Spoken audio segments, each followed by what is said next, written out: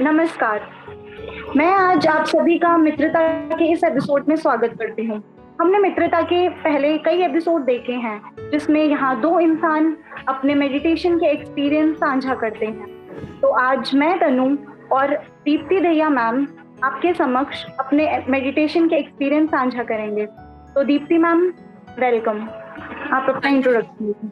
Thank you ma'am. मैं दीप्ति दहिया, हरियाणा सोनीपत से मैं बिलोंग करती हूँ और पहले एक सिर्फ हाउसवाइफ थी, लेकिन अभी एक मल्टी लेवल मार्केटिंग कंपनी में मैं काम कर रही हूँ। और बस लाइफ में कुछ उतार चढ़ाव बहुत सारे आए, उनको कैसे कैसे मेडिटेशन के जरिए मैंने पार किया, थोड़ा सा वही शेयर करना चाहूंगी।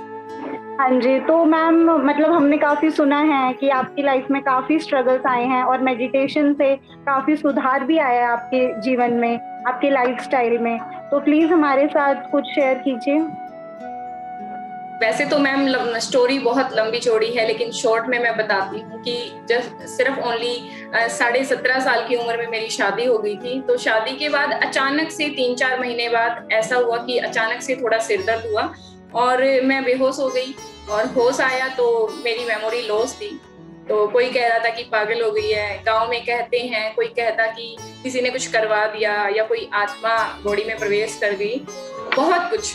लेकिन मेरी कंडीशन ऐसी हो गई थी, बिल्कुल एक छोटे बच्चे की तरह। तो बहुत जगह होता है, फैमिली उठा के घूमती है, तो वही फैमिली हर जगह मुझे लेके जाती, जहाँ भी जो भी बताते, कहीं तांत्रिक के पास, डॉक्टरों के पास, आयुर्वेदिक, सब जगह, मतलब जहाँ जिसने बताया वहां सब मुझे लेके गई फैमिली वाले। लेकिन धीरे धीरे मैं रिकवर हुई थोड़ा सा, मतलब मेमोरी मेरी थोड़ी सी रिकवर हुई। लेकिन मैं मेंटली स्टेबल नहीं थी, क्योंकि मैं बड़ी थी, उम्र में बड़ी थी, लेकिन मैं माइंड से एक छोटी बच्ची थी बिल्कुल।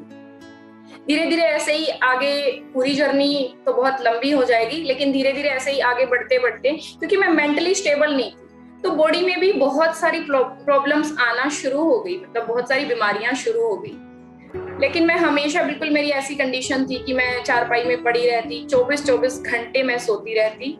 अगर किसी ने खाना दे दिया मुझे उठा के तो मैंने खा लिया, अदरवाइज मैं सोती रहती। मुझे नहीं पता था मैं कहाँ हूँ। बच्चे भी हो गए थे, लेकिन कभी कभी बच्चों को संभाल लेती, कभी कभी ये नहीं पता होता था कि मैं कहाँ हूँ कहाँ नहीं हूँ। लेकिन ऐसे मुझे अपने आप से इरिटेशन होने लगी थी कि मैं क्या करूं कि मैं ठीक हो जाऊं, मैं क्या करूं मैं ठीक हो जाऊं। ये जो दौर था, 11 साल गुजर गए मुझे ऐसे, 11 साल, कभी कुछ कभी कुछ कभी कुछ, क्योंकि मैं मेंटली स्टेबल नहीं थी। लेकिन फिर मुझे लगा कि नहीं, मैं क्या बिस्तर पे रहने के लिए ही यहाँ पे इस दुनिया में आई हूँ, मुझे उठना है, मुझे ठीक होना है, बहुत कुछ लाइफ में करना है। तो मेरे अपने आप से बहुत सारे सवाल मेरे खड़े हुए। तो ऐसे ही मैं यूट्यूब पे सर्चिंग चालू किया, जो भी कुछ मुझे मिलता कि इससे मैं ठीक हो जाऊंगी, मैं उसको करती गई। तो मेडिटेशन मेरी लाइफ में आया कि मुझे पता चला कि मेडिटेशन से हम ऐसे ऐसे ठीक हो सकते हैं, हम ध्यान लगाते हैं। तो मैं सब कुछ करने के लिए तैयार थी ठीक होने के लिए। तो मैंने मेडिटेशन करना शुरू किया और धीरे धीरे मेरी लाइफ में चेंजेस आना शुरू हुए। और वैसे तो एक्सपीरियंस बहुत ज्यादा है, लेकिन आज मैं इस हद तक मेंटली स्टेबल हो चुकी हूँ, जहाँ पे मैं एक अपने 2 बच्चों के लिए खाना नहीं बना पाती थी, वहाँ पे आज मैं परिवार भी संभाल रही हूँ और एक कंपनी में काम भी कर रही हूँ, एज ए सुपरवाइजर लेवल पे मैं काम कर रही हूँ। और मैं खुद तो मेंटली स्टेबल हूँ और मैं दूसरों को भी मेंटली स्टेबल कर रही हूँ। कहीं पे भी अगर कोई मुझे मेंटली डिस्टर्ब दिखता है, या फेसबुक पे एक कम्युनिटी है, पॉजिटिव कम्युनिटी, उस ग्रुप में मैं ऐड हूँ, तो वहां पे जहाँ मुझे लगता है कि कोई पर्सन बिल्कुल ऐसी कगार पे है जो कंडीशन मेरी थी, तो वहां पे मैं उसकी पर्सनली मैसेज करके मैं उनकी हेल्प करती हूँ। ऐसे मैं काफी पर्सन की हेल्प कर चुकी हूँ, उनको मैं मेडिटेशन करवाती हूँ, अपनी वॉइस रिकॉर्ड करके उनको सेंड करती हूँ, उनको बहुत अच्छा लगता है। कई पेशेंट हैं जो कि साइकेट्रिक के पास उनका ट्रीटमेंट चल रहा था और वो अपनी नींद की दवाइयां वगैरह छोड़ चुकी हैं। तो मेडिटेशन से मेरी लाइफ में तनु जी इतने चेंजेस आए कि मैं टोटली चेंज हो गई। भले ही आज कोई बोले ना बोले, लेकिन जो पुरानी दीप्ति को जो लोग जानते थे, मेरे मायके या ससुराल वाले, आज जब मेरी इस पर्सनैलिटी को देखते हैं तो शॉक्ड होते हैं। और ये पर्सनैलिटी सिर्फ ओनली मेडिटेशन के जरिए आई है। तो बहुत एक्सपीरियंस बहुत ज्यादा है, लेकिन कभी साझा करूंगी आपके साथ मेरी पुरानी फोटोज वगैरह या कभी पुरानी जर्नी। तो हाँ जी, मतलब मुझे तो अभी गूज़बम्स आ गए हैं। काफी स्ट्रगल देखा है आपने, तो मतलब हम लोग भी इंस्पायर होते हैं आपकी स्टोरी से कि आपने मतलब कैसे आप इतनी प्रॉब्लम से जूझ के आए, मेडिटेशन किया, फिर अब आप खुद काउंसिल भी कर रहे हैं लोगों को। बहुत इंस्पायरिंग है ये। और यहाँ जितने भी देख रहे हैं सब आपकी स्टोरी से बहुत इंस्पायर्ड हैं, और हम कभी फुर्सत से आपकी स्टोरी पक्का सुनेंगे। और मैम, तो अगर आपने मतलब इतने एक्सपीरियंसेस आपके हुए होंगे मेडिटेशन से, आप काफी टाइम से जुड़ी हुई हैं, तो जैसे सोल्स होती हैं, हमें पॉजिटिव सोल्स, नेगेटिव सोल्स दिखती हैं मेडिटेशन के दौरान, तो मेरा ये सवाल है कि हम पॉजिटिव सोल्स को अपनी तरफ अट्रैक्ट कैसे करें और नेगेटिव सोल्स को कैसे हम रिपेल करें? मैम देखो, यहाँ पे धीरे धीरे मुझे एक्सपीरियंस हुए। स्टार्टिंग में मुझे लगता था कि है कोई पावर है, कुछ है जो मेरे साथ बात करती है, लेकिन एक गांव की सुनी सुनाई बातें थी कि ये कोई बुरी आत्मा है या कुछ है, तो डर लगता था उस चीज से। कभी कभी लगता था कोई मुझे कहता है कि चलो दीप्ति, यहाँ तेरा कोई नहीं है, तो हो सकता है वो कोई बुरी आत्मा हो।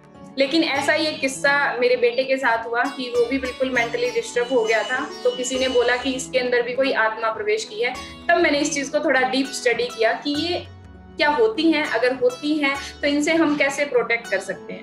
तो यहाँ पे जो कॉस्मिक एनर्जी है, जो डिवाइन एनर्जी है, वो पूरे यूनिवर्स में मौजूद है। तो अगर आप मेडिटेशन के लिए बैठते हैं तो आप उस जो कॉस्मिक एनर्जी है उसको अपने चारों तरफ पहले लपेट लीजिए, या फिर एक सर्कल बना लीजिए और प्रे कीजिए अपने स्पिरिट गाइड से। यहाँ पे जो भी मेडिटेशन करते हैं या जो नहीं करते हैं उनको भी मैं बता दूं कि हमारे जैसे स्पिरिट गाइड होते हैं।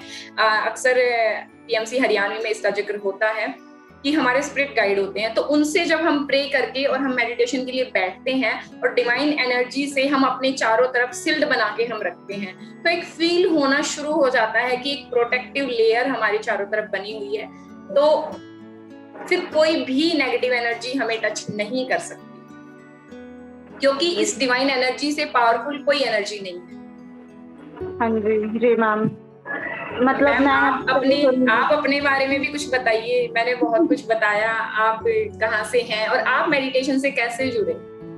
हाँ जी मैम, मैं दिल्ली से हूँ और हम मेडिटेशन में संगीता नेहरा मैम के द्वारा जुड़े थे। फर्स्ट ईयर में कॉलेज के दौरान मैम आए थे एक बार, और हमारी जिंदगी पूरी बदल दी मैम ने। मतलब रात को हमारे सेशंस होते थे मेडिटेशन के, और मतलब हम लोग अपने एक्सपीरियंस शेयर करते थे मैम से कि हमें क्या क्या दिखा। फिर मैम ने हमें बताया कि ये तुम्हें क्यों दिख रहा है, तुम्हारे साथ क्या हो रहा है, ये तुम्हारे पास्ट से रिलेटेड है, तुम्हारे फ्यूचर से रिलेटेड है। देन हम फिर मेडिटेशन हमने समझा कि होता क्या है। धीरे धीरे, पहले तो नींद भी बहुत आती थी मेडिटेशन करने के टाइम, तो फिर मैम ने बताया कि ये सक्सेस का ही एक पार्ट है जिसमें नींद आती है तुम्हें। तो धीरे धीरे अब तो हमें 4 साल हो गए हैं, 4 साल से मेडिटेशन के साथ जुड़े हुए हैं, पीएमसी के साथ जुड़े हुए हैं। आगे भी इंशाल्लाह ऐसे ही हो। ओके मैम, तो आपने कुछ चेंजेस देखा? जैसे बहुत से यूथ का एक मतलब एक गलत फहमी होती है कि नहीं, हम इतनी सी एज में हम मेडिटेशन में मतलब नहीं आ सकते, या हम सन्यासी नहीं बन सकते। तो आप यहाँ पे कुछ शेयर करना चाहेंगे कि आपने अपनी स्टडी में कुछ डिफरेंस देखे हों? हाँ जी मैम, मतलब एक यूथ भी और एक मेडिकल स्टूडेंट होने के नाते भी, मेडिकली भी पेशेंट्स को जब हील करते हैं तो ऐसे ही बोलते हैं ट्रीटमेंट ट्रीटमेंट ट्रीटमेंट, पर एक लेवल तक की ट्रीटमेंट पेशेंट को क्योर कर सकता है। मेंटली भी वो स्टेबल होना चाहिए, मेंटली स्टेबल मेडिटेशन से होता है। देन हम यूथ पे आते हैं। आजकल की यूथ सोचती है कि हम बाबा जी बन जाएंगे मेडिटेशन करके, ऐसा कुछ भी नहीं है। मेडिटेशन बहुत प्योर चीज है, और मेरे अकॉर्डिंग मेडिटेशन ये है कि हम एकदम आराम से बैठे, सारे थॉट्स निकाल दें और रिलैक्स हो जाएं। वो मेडिटेशन है, स्ट्रेस फ्री होए और अपने अंदर से सोल को प्योर करें। हमें आउटर ब्यूटी नहीं दिखानी, हमें अंदर ब्यूटी अपनी लानी है। तो यूथ अगर मेडिटेट करेगा तो आगे बहुत अच्छा इंडिया भी बनेगा। तो मैं यहाँ जितने भी यूथ देख रहे हैं तो उनसे भी हाथ जोड़ के प्रार्थना है कि मेडिटेट कीजिए, आपकी स्टडीज में भी इफेक्ट आएगा और आगे आपके रिलेशनशिप में भी इफेक्ट आएगा। Yes ma'am, yes. हाँ जी मैम। तो यहाँ पे हमारा मैसेज भी है तनु जी की तरफ से यूथ को कि मेडिटेशन से सिर्फ बाबा नहीं बनते मेडिटेशन से काफी हमें स्टडी में भी हेल्प मिलती है। तो आपके कुछ ऐसे एक्सपीरियंस जो कि आप बिल्कुल बहुत गहराई में जो एक्सपीरियंस आपको ले जाते हैं, या कुछ ऐसा कभी ऐसा एक्सपीरियंस अनुभव आपको हुआ है?